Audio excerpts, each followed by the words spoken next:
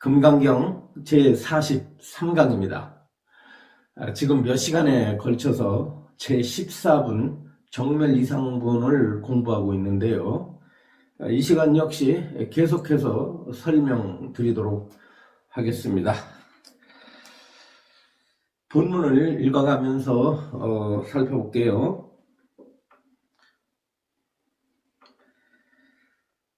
수보리여 보사는 일체 중생을 이롭게 하기 위해 응당 이와 같이 보시하느니라. 열애가 설하시기를 일체의 상도 곧 상이 아니며 일체 중생도 곧 중생이 아니라고 하느니라 그랬습니다. 그러니까 금강경의 그 핵심 사상은 상을 없애라 라는 거죠. 상을 없애라. 두 번째는 그 상이 없는 마음에서 중생을 이롭게 하기 위해서 보시를 행하라 그랬습니다. 이 금강경에서의 보시는 물론 다른 보시도 포함합니다만 법보시를 강조하고 있습니다. 어떤 법보시?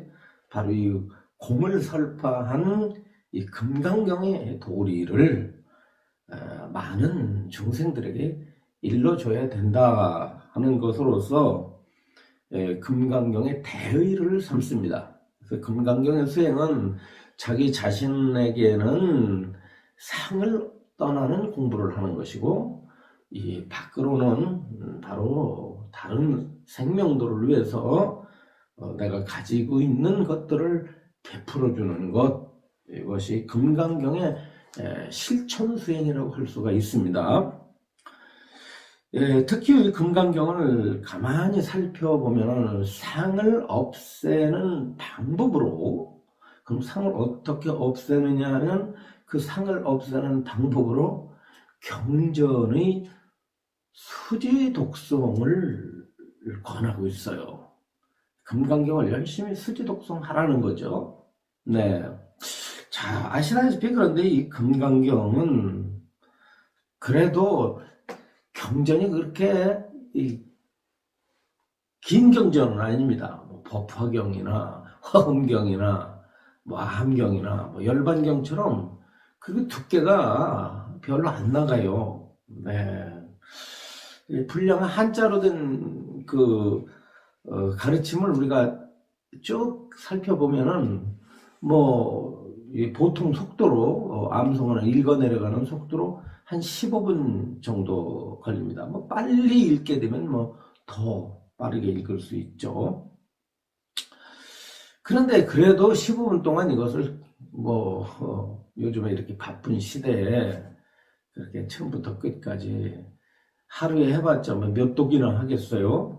그래서 그런 것을 좀 더 용이롭게 하기 위해서 부처님께서는 뭐를 또 설하셨죠? 금강경을 수지독송하는 방법으로 전체를 수지독송하는 길이 있고, 또 하나는 요약한 것, 요약한 그게 바로 사국에 같은 것입니다. 사국에. 그러니까 네 구절로 된 그 식구 형식의 그 가르침을 늘 마음으로 암송하게 되면은 그걸 수도독송, 다시 말하면 우리가 이제 불교에서 가장 쉬운 수행으로 뭘 꼽습니까? 그것도 쉽지 않습니다. 마치 운동이 어떤 운동이라도 쉽지 않은 것처럼 똑같아요. 예. 뭐 하다못해 아침마다 그 쉬운 뭐 이렇게 맨손 체조를 하라고 하더라도 항상 하기 쉽지 않습니다. 뭐 허리가 안 좋으니까 허리를 약간 풀어주는 운동, 뭐 뒤꿈치를 뭐 드는 운동, 뭐 등등 간단한 운동이 얼마나 많아요. 그러나 그게 운동이라는 것이 쉽지가 않듯 이 짧은 가르침도, 예를 들어 연불, 나무아미타불, 뭐 관세음보살만 해라 그래도 그게 실천을 하기가 대단히 어렵습니다. 네. 그래서 수행이라는 것이 쉬우면서도 어려운 게 수행이에요. 자, 우리가 이제 나무아미타불 관세음보살을 암송하는데 쉽잖아요. 그렇듯이 금강경의 사구계를 채택한다. 저는 그 금강경 사구계 중에서 범소유상, 계시허망, 약견재상, 비상, 즉견열애라고 하는 요 구절을 적극적으로 권해왔습니다. 예.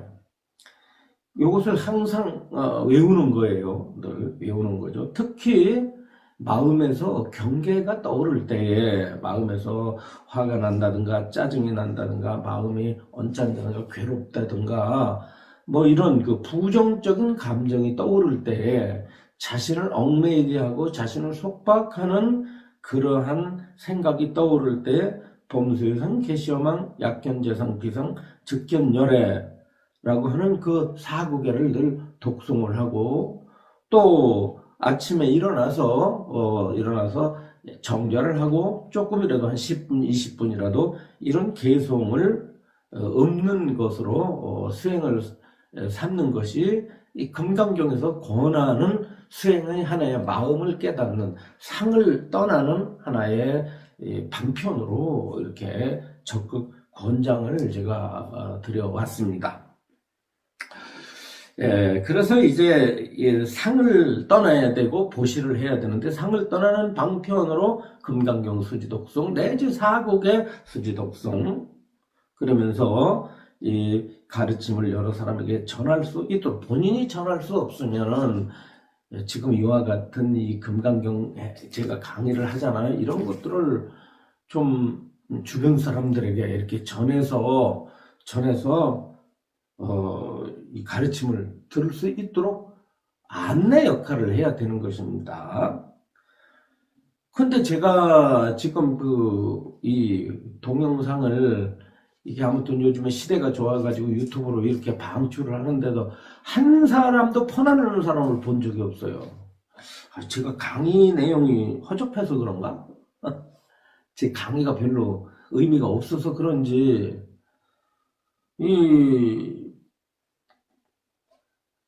자기 자신, 불자들은요, 자기 자신은 공부하는데 위타 인사를 안 해요. 예. 사람들이 적극적으로 권하지 않습니다. 그러니까 상당히 불자들이요, 이 대승불교의 가르침을 들으면서도 상당히 소승적이에요. 예.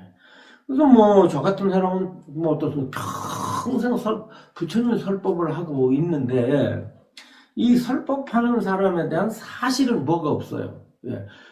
예, 실제적으로 거기에 대한 뭐 이런 얘기는 뭐 하지만, 절실한 고마움 같은 거는 알고 있는지 모르겠어요. 예, 뭐, 상으로부터 벗어나서 설법하라고 그러는데, 뭐, 스님은 뭐 그런 생각을 일으키나 그러지만은, 그 생각은 생각이에요. 그런 생각은 당연히 나는 겁니다. 그래서 여러분들이 이러한 가르침을, 부처님 말씀을 전달하라는 의미에서 이런 말씀을 드리는 거예요. 예. 너무 실천적이지 못하다라고 하는 것입니다. 예. 실천을 하라는 의미에서 이런 말씀을 드리는 거예요. 한 사람에게도 좀 권해보려는 노력을 해야 옳지 않을까? 예.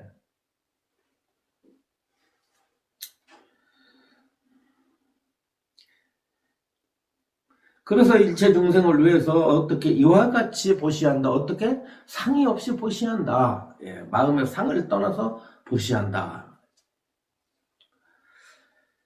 상을 떠난다는 건 뭐죠? 전번에도 말씀드렸던 내가 했던 행위에 대해서 마음속에서 그 자취를 세우지 않는 것이다 라고 하는 것입니다.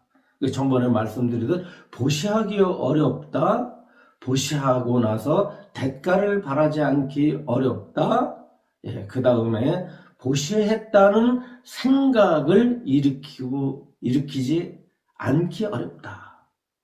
어렵습니다.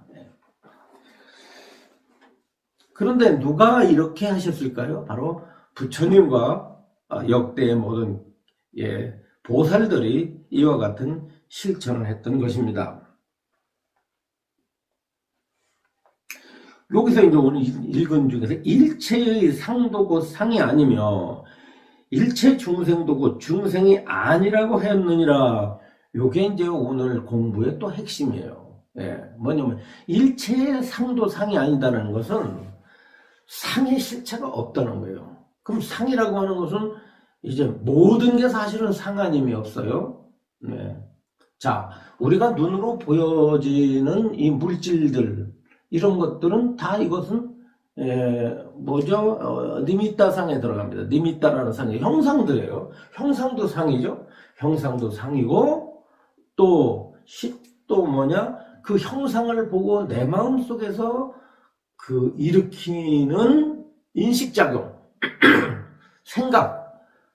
예를 들어 저 앞에 나무가 있다고 한다면 나무라는 것이 상이죠. 그런데 내가 저기에 나무가 서 있구나라고 하는 것도 상입니다. 네. 그러니까 이 세상 모든 것들은 다 뭐예요? 밖에 있는 형상들도 상이고, 그 다음에 밖에 있는 형상들을 보고 일으키는 갖가지 인식작용과 갖가지 생각들, 감정들, 이런 것들이 다 상이라고 그랬잖아요. 네. 그래서 바깥에 있는 형상이 됐건 마음에서 일어나는 형상이 됐건 이 형상들은 어떻다고 부처님께서 말씀하셨죠? 바로 이것은 허망한 것이다 라고 말씀하셨어요. 허망하다는 것은 무슨 뜻입니까? 여기서 허망하다는 건 공하다는 뜻이에요. 모든 상이 공하다. 이 물질 세계가 다 공하고, 물질 세계 속에서 살고 있는 자기 몸도 공하고, 자기 생각도 공하고, 자기 감정도 다 공하다. 모든 상이 다 공하다. 이 공하다는 것을 다른 말로는 실체가 없다는 뜻이에요. 예, 실체가 없다. 공이라는 말을 뭐라고 해석하면 좋다고요? 빌공자를 썼지만 실체가 없다는 뜻입니다. 나타나긴 나타났는데 진실성이 없다. 영원 불변하는 어떤 뭐예요? 그 속에 어떤 원리도 없고, 그것이 견고하지도 못하고, 그것이 참되지도 못하다.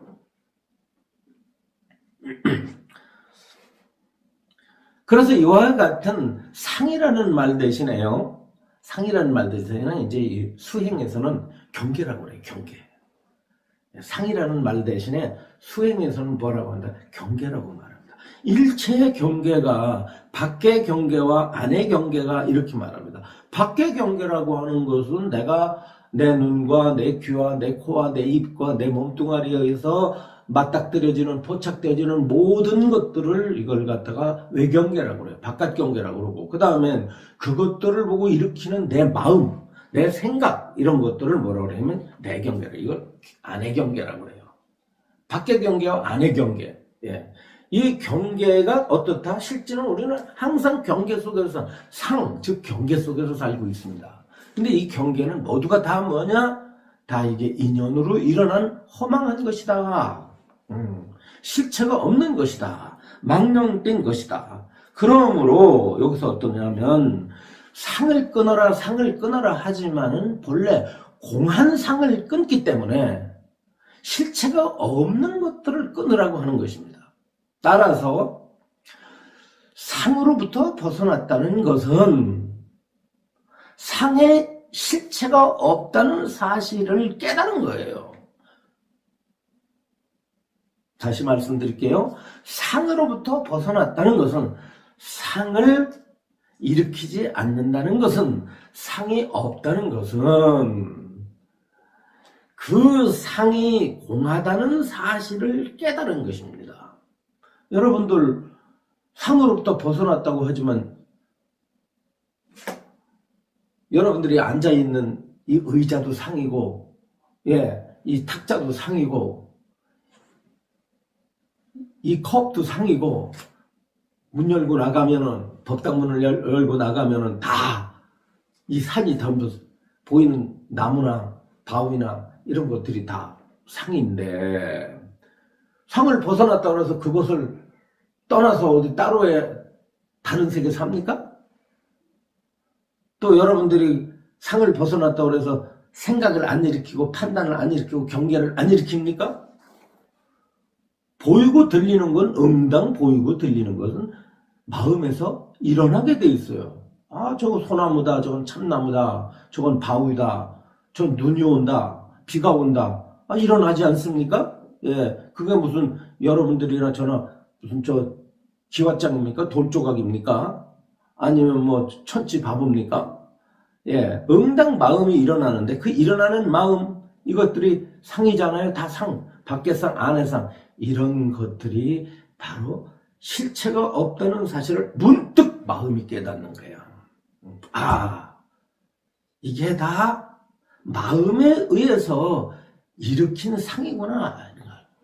이 상이라고 하는 것이 허망하다는 것이다. 이게 실체가 없는 거구나라는 것을 깨닫는데 공부에 있어서는요. 공부에 있어서는 모든 게 상이 진실성이 없다면 실체가 없다고 한다면 그러면 이것도 실체가 없고 저것도 실체가 없고 이것도 실체가 없고 이렇게 하나씩 하나씩 실체가 없는 거를 깨달아야 되느냐?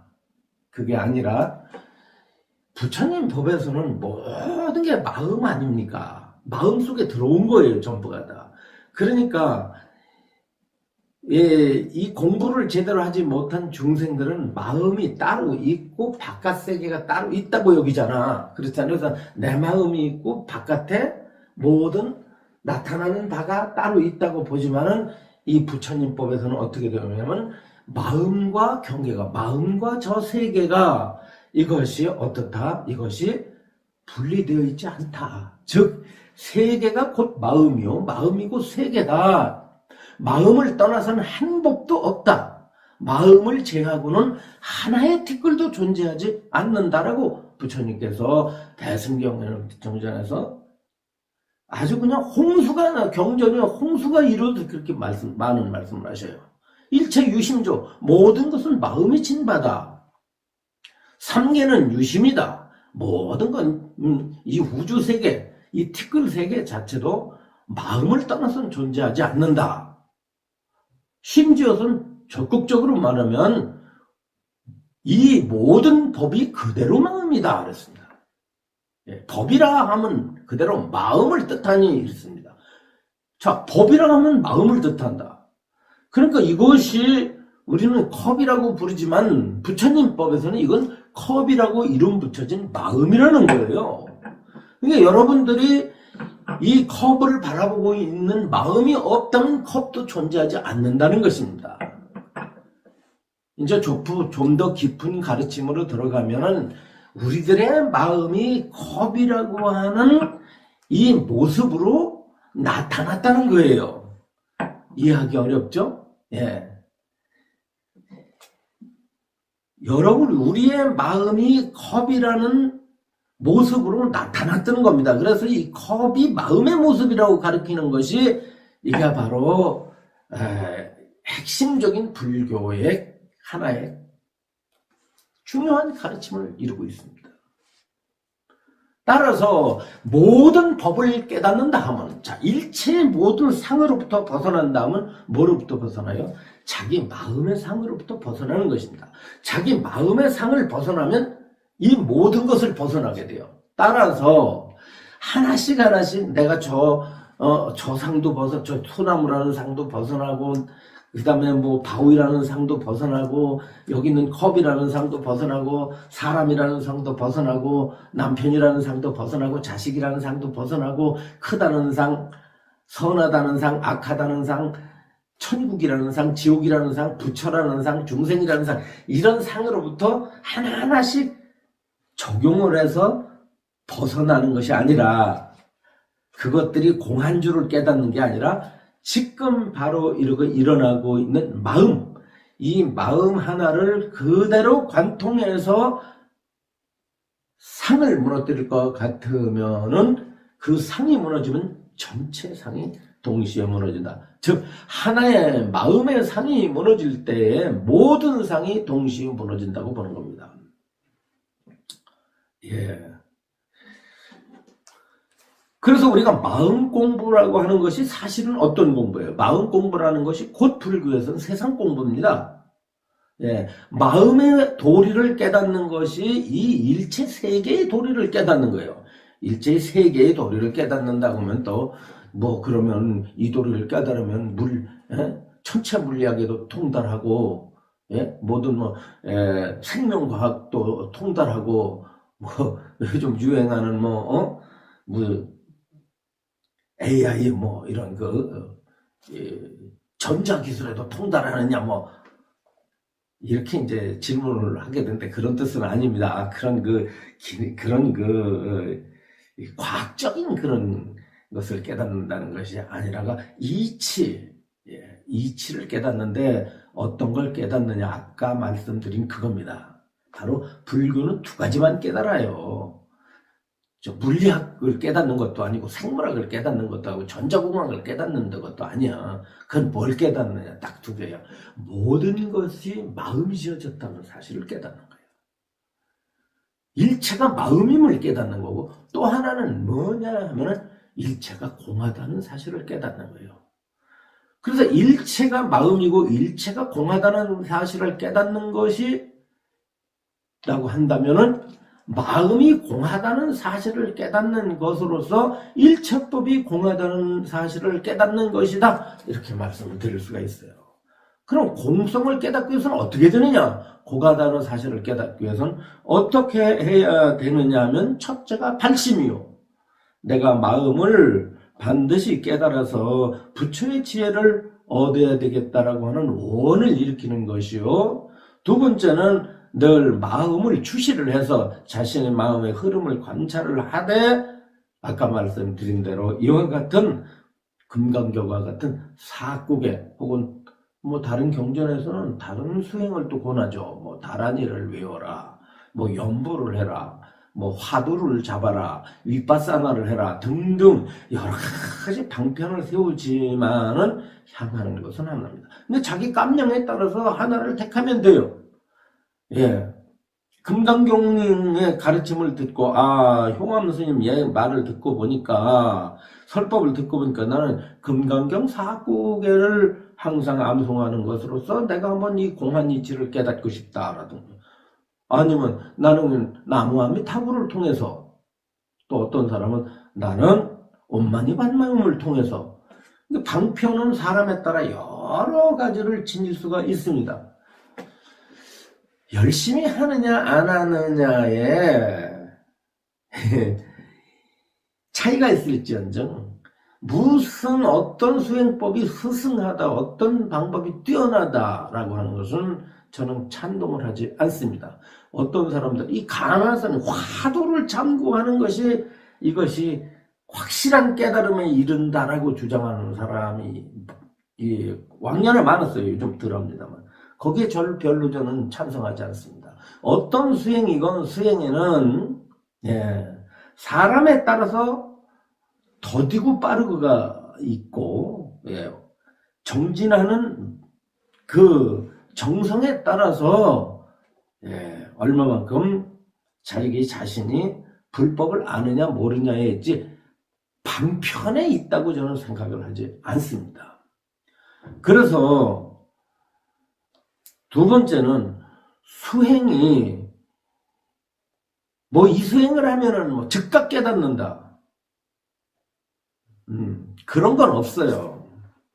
그렇게 이제 유튜브를 보면 즉각 깨닫는 열쇠 이런 얘기를 하더라고요. 그런 게 어디 있어요? 즉각 깨닫는 열쇠가 어디 있습니까? 그럴 것 같으면 세상에 도 깨달은 사람들이 못 나오듯 하게요? 우후죽순처럼 나와야 되잖아요. 그런 가문이설에 속으면 안 됩니다. 자, 깨달으면은 뭐가 없다? 왕도가 없어요. 왕도가 없고, 즉각 깨닫는 방법도 없고, 다만 뭐가 있어요? 열심히 하느냐, 안 하느냐. 두 번째는 그 수행이 어디를 향하고 있느냐라는 거 하는 거예요. 어디를 향하고 있느냐. 바로 금강경에서처럼 상으로부터 벗어나는 방향 쪽으로 수행을 하느냐, 안 하느냐. 이게 방향성.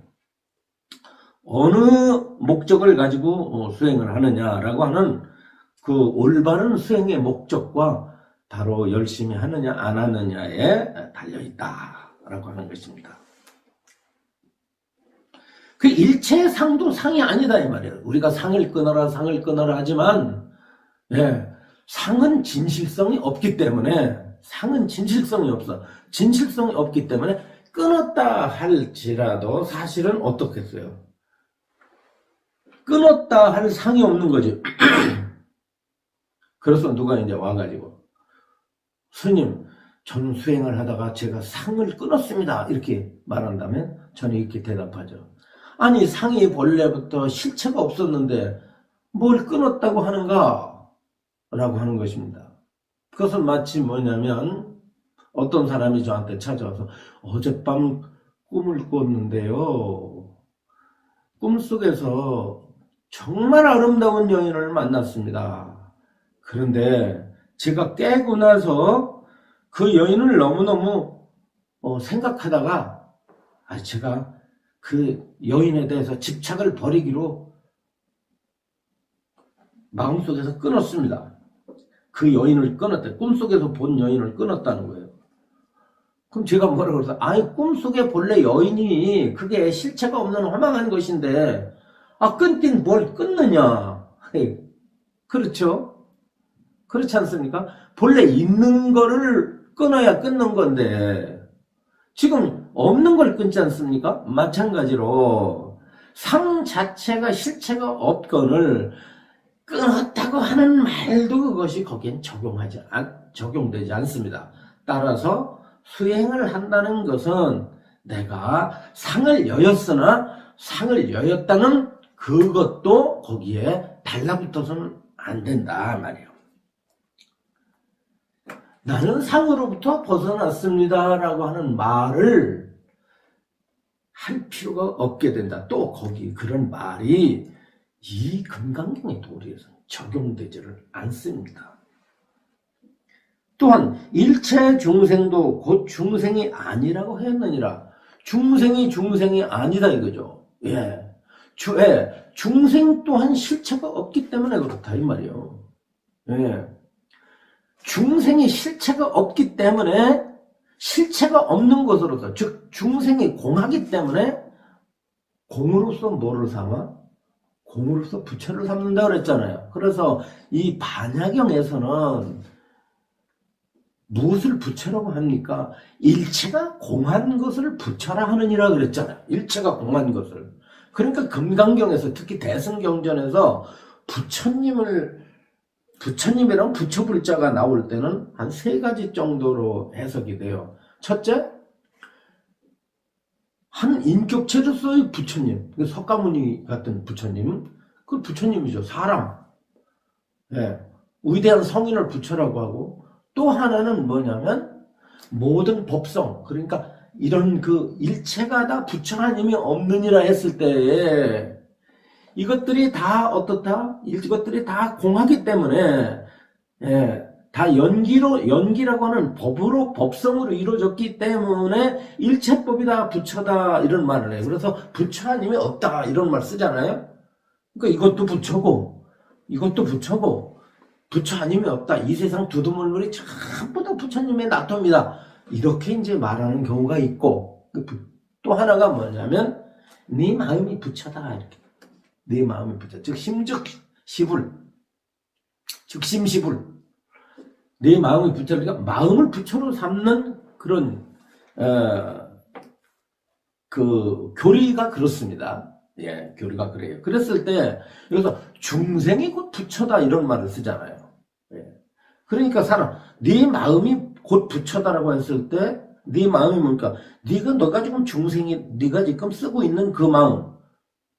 여러분들이 쓰고 있는 마음이 뭐예요? 여러분들이 중생이라고 스스로 생각을 하죠. 못했다고 나는 중생이야 이런 생각을 하죠. 나는 중생이니까 내가 일으키는 생각은 전부 중생심이야. 그렇죠. 중생심.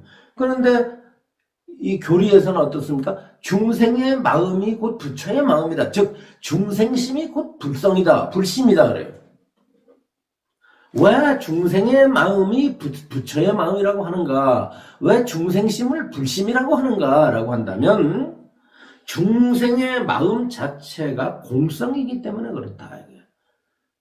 일체가 공한 도리로서 부처를 삼아. 이해하시겠죠? 일체가 공하다는 사실로 부처를 삼으니까 여러분들의 마음이 아무리 어리석다 할지라도, 아무리 망상을 일으키고 죄업을 진다 할지라도 그 망상과 죄업이 그대로 실체가 없는 공성이기 때문에 그놈이 그대로 부처의 마음이다 이거예요. 예, 공성으로서 부처를 삼으니까. 그래서 중생이 아니다라고 하는 말은 중생이 공하다라는 말이요. 중생이 공하다라는 말은 중생이 본래 부처다라는 말입니다. 여기에 그 뜻을 내포하고 있는 거야. 일체 중생도 곧 중생이 아니라고 하였느니라. 이 말은 역으로 말하면 일체 중생이 공함으로 일체 중생이 곧 부처니라 이런 뜻이에요. 이거 받아들이기가 힘들지. 네. 대승의 특징은 어디냐면 중생이 곧 부처임을 가리켜요. 이 초기 불교에서는 소승 경전에서 그런 얘기가 없어요. 사실은 전부 무명투성이지. 중생의 마음은 그저 무명과 업과 번뇌로 일어나는 성질만 갖고 있지 그거의 공성을 확실하게 밝히지 않았습니다. 중생의 마음이 공하다는 이치를 철저하게 밝히지 못했으나 이와 같은 금강경에서 철저하게 중생의 마음이 곧 번뇌하지만 그 번뇌의 성품이 그대로 공한 성질을 가지고 있다. 그 공성을 자각해야 하는 거지. 그래서 내 마음이 아무리 잘났건 못났건 이 마음이 공하다는 사실을 깨치면 그냥 부처야. 그런데 여러분들 이거를 갖다 깨치진 못했다 할지라도 여러분들께서 이 사실을 깊이 받아들이고 믿는 것으로서도 큰 공덕이 됩니다. 내가 좀 답답해 확실하게 공한 이치를 깨닫지 못했다 할지라도 내가 이와 같은 소중한 부처님의 가르침을 받아들이고 그것을 철저하게 믿는다는 사실만으로도 여러분들 큰 공덕을 큰 가피를 입고서 세상을 살아가는 것입니다. 그 선가에서는 뭐를 가르치냐면요. 대신심을 가르쳐. 대신심. 큰 신심을 가져라 이런 말을 하죠. 신심에 무슨 작은 신심이 있고 큰 신심이 있나. 그 대신심이 어때요? 그러니까 일반 중생들은 부처와 나를 분리시켜 가지고 여러분들 그렇죠. 일반 불자들 절에 가면은 석가모니 부처님의 형상 앞에 이렇게 꿇어 엎드려서 부처님 제가 왔습니다. 저 같은 중생을 잘 보살펴 주십시오. 저에게 광명을 주시고 저에게 가피를 주십시오. 부처님 감사합니다.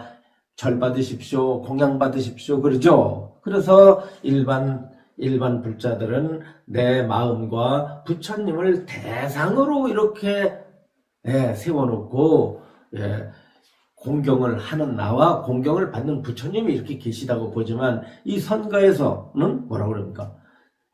대신심은 그런 게 대신심이 아니고 내 마음이 곧 부처임을 믿는 거예요. 이것을 대신심이라고 해요. 내가 곧 부처임을 믿는 거예요. 아주 한마디로 간단하게 말하면 무엇이 큰 신심입니까?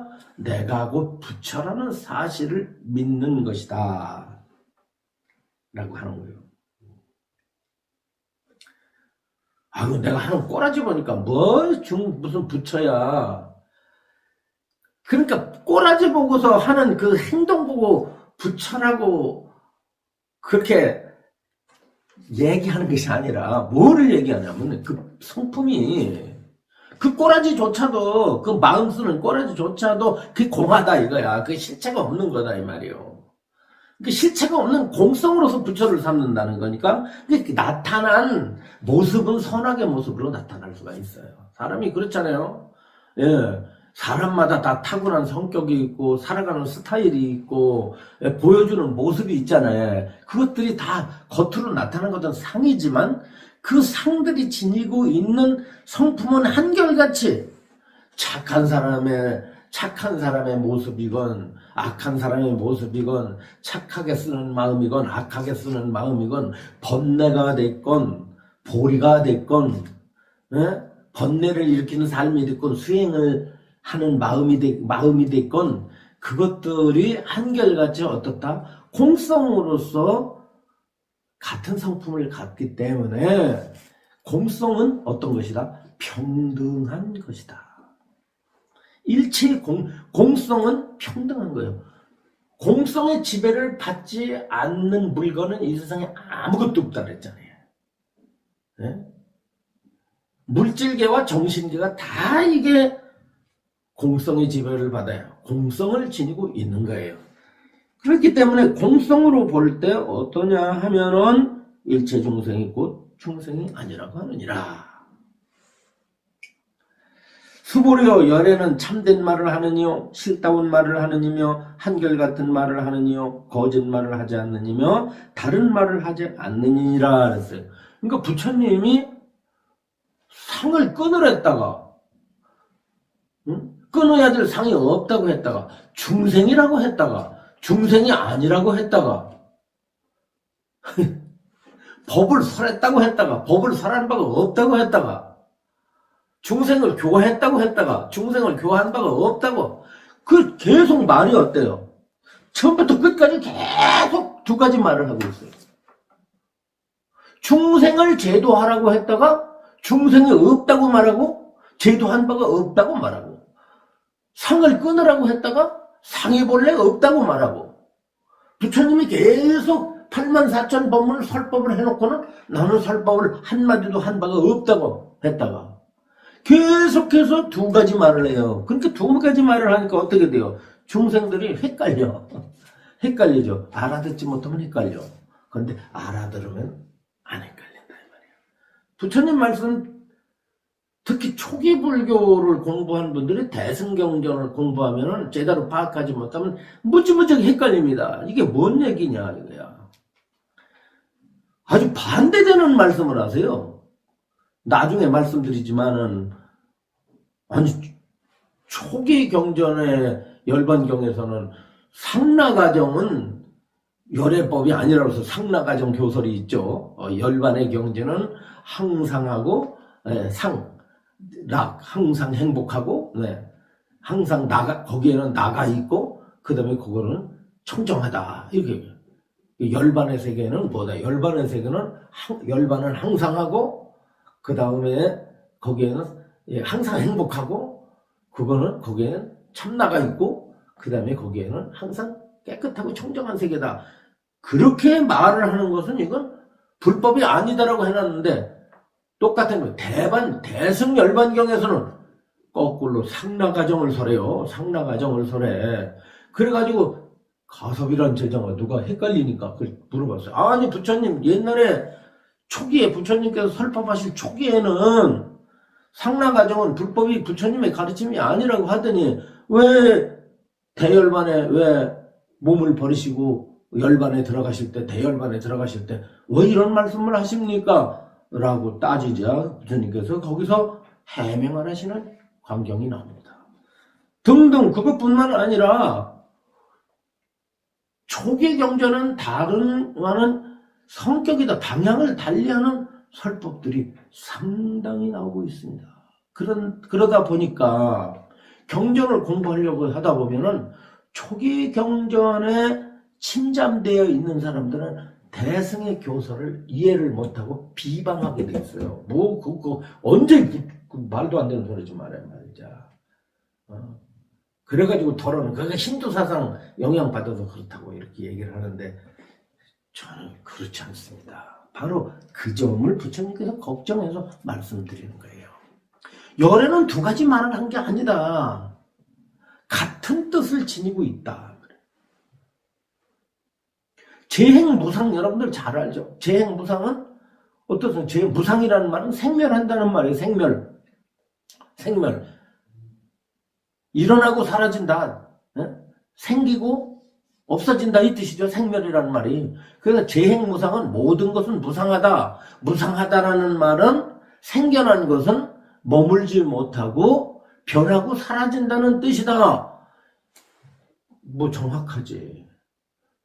그런데 이 대승에 와서는 뭐라고 말하냐면 모든 법이 생멸하지 않는다. 불생불멸을 말을 해요. 그러니까 이 초기 불교의 무상은 생멸무상인데 대승불교의 무상은 불생멸무상이요. 아니 일어나지도 않고 사라지지도 않는데 어떻게 무상화된다는 말이 거기에 붙을 수 있어요? 또 이게 상충이 되는 거예요. 생멸과 불생멸이 상충이 되는데 이거가 하나의 뜻이라는 걸 알기까지는 꽤 세월이 오래 걸렸어요. 제가 엄청나게 세월이 오래 걸렸어요. 그 뜻을 일러주는 사람이 없었어. 나한테 의문을 느껴도 속 시원히 대답해주는 분이 잘 없더라고. 내가 박복해서 그런지. 그래서 이 문제를 가지고 뭐 얘기를 해서 한 소식 했다는 스님도 찾아가 뵙고 학자들도 만나고 그런데 뭐 속 시원하지 않았어요. 그런데 이것이 바로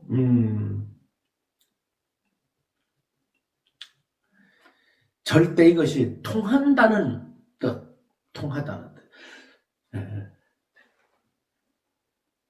생멸법도 불생멸법도 이것이 틀리지 않는다는 거.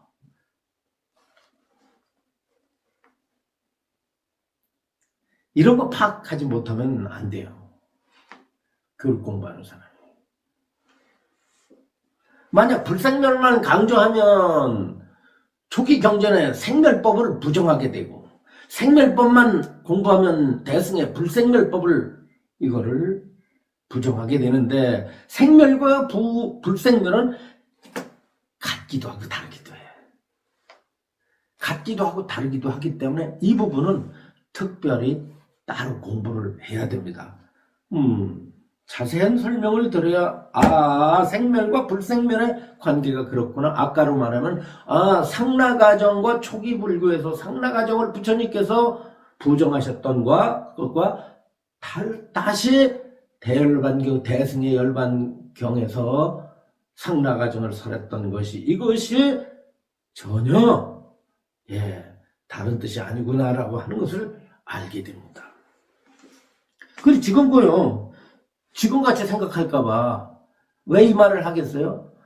초기 불교의 가르침에 입각해서 부처님의 설법을 들어왔던 사람들은 지금 같은 대승의 이치를 중생이 아니니라, 법내가 아니니라, 생사가 아니니라 이런 말을 들었을 때 헷갈리고 왜 두 말을 한다고 하니까 이것을 부처님께서 아시고 뜻을 밝히는 게 뭐라고 그랬냐? 나는 진실한 말을 한 사람이요. 그 다음에 참된 말을 했고 한결같다 이거 말이야. 한결같아. 초기 불교부터 대승 경전까지 한결같이 사는 거예요.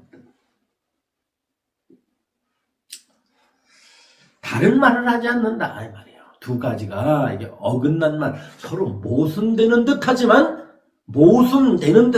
전혀 모순이 되지 않는 그런 설법을 했느니라 이게요. 수보리와 열행가 얻은 바 법에는 실다움도 없고 헛됨도 없었느니라.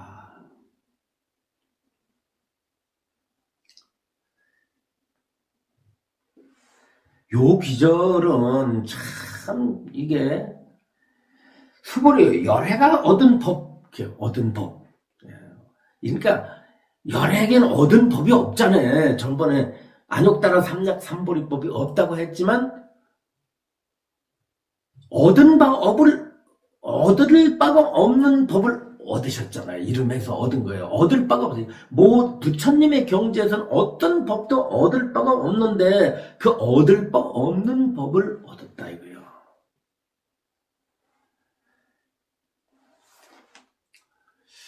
이제 비유를 하면, 너 어저께 저쪽 대전에 가가지고서 일을 하라고, 일 좀 하고 오라고 했는데, 무슨 일을 하고 왔니? 그러면, 일할 게 아무것도 없어서 없는 것을 알고 왔어요. 그러니까 네가 일하고 온 게, 일할 게 아무것도 없다는 걸 알고 온 게 내 일이냐? 제가 어저께 대전에 간 일은요, 일할 게 아무것도 없다는 걸 알고 온 것이 내일이에요. 이거 내가 지금 방금 비유를 했는데, 비유를 해도 내가 잘했네. 적당하게 잘했어. 아이, 그러네. 그러니까 부처님이 깨달음이라는 것은 뭘 얻은 내용이 없어. 그 얻은 내용이 없는 것을 얻었다고 하는 거예요. 그렇게 알아들어야 돼. 그래서 수불이 열애가 얻은 법에는 여기는 얻은 바가 없으니까 실답다는 것도 없고 헛되다는 것도 없어요. 모든 게 진실되다는 것도 떠났고 모든 게 헛되다는 것도 떠났다라고 한다면 중생들이 뭔가를 수행을 하면 실다운 경계를 얻게 될 것이다라고 중생들이 그런 생각을 일으키니까 수행을 해서 얻은 경지는 실다운 경지가 없어. 아무런 참다운 게 없어. 진실한 게 없어. 수행을 해서 부처가 되면 뭐 진실한 그럴듯한 아주 우리로서는 생각도 할 수 없는 어떤 거짓된 게 아니라 아주 참된 그런 참진리, 그죠 말이야. 참진리를 얻었다고 생각하잖아요. 그런데 부처님이 그런 거 없어. 참된 게 인 줄 알았더니 참된 게 없어. 아, 그러니까 부처는 그럼 반대로 모든 게 다 허망하다는 사실을 깨달았나? 전부 다 헛되다는 사실을 깨달았어? 아, 그렇지. 범수유상 개시 허망이라고 그랬지. 허망이라고 그랬지. 모든 게 다 허망이라고 그랬지. 그랬더니 허망상을 일으키고 그걸 또 부정하는 거예요. 범수유상 개시 허망은 중생들이 모든 법이 실제로서 진실하다고 여기기 때문에 그 모든 법이 실유라고 착각을 하니까 우리가 자기 몸과 자기 마음과 이 모든 나타나는 바가 진실하다고 실제로 존재한다고 착각을 하니까 그걸 부시기 위해서 실답지 못하다 허망하다라고 가르친 거예요. 이거를 여러분들이 착각하면 안 돼요. 여러분들이 생각하기로 이 금강경은 허망법을 깨닫는 거래. 허망법을 목적으로 삼지 않고 금강경은 허망한 도리를 깨닫게 하는 것이 목적이 아니요. 왜 허망한 도리를 설하셨느냐, 범수유상 개시허망의 도를 왜 설하셨느냐 하면은 중생들의 마음에서 모든 것이 실유, 진실로 있다는 견해를 태어날 때부터 가지고 있으니까 그 유견을 깨뜨리기 위해서 허망법을 반대로 설하신 거예요. 유견을 깨뜨리기 위해서 무견을 설하신 것이지 모든 법 자체가 무가 되는 거는 허망하다는 사실은 아니에요.